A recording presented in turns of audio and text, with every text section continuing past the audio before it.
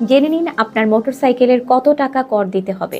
সুপ্রিয় দর্শক, TWN TV 365 এর পর্দায় আপনাদের স্বাগতম। আমি ফাতেমাতুজ জোহরা ইমু। আগামী 2026-27 অর্থ বছরের বাজেটে মোটরসাইকেলের উপর নতুন করে অগ্রিম আয়কর বা AIT আরোপের পরিকল্পনা করেছে জাতীয় রাজস্ব বোর্ড NBR। প্রস্তাবিত কাঠামো অনুযায়ী 110 সিসি পর্যন্ত মোটরসাইকেলে কোনো অগ্রিম আয়কর দিতে হবে না। 111 থেকে 125 সিসি সাইকেলের জন্য বছরে দিতে হতে পারে 2000 টাকা। 126 থেকে 165 সিসি মোটরসাইকেলের ক্ষেত্রে প্রস্তাব করা হয়েছে বছরে 5000 টাকা করে। আর 165 সিসির বেশি মোটরসাইকেলের জন্য অগ্রিম হতে পারে বছরে 10,000 টাকা।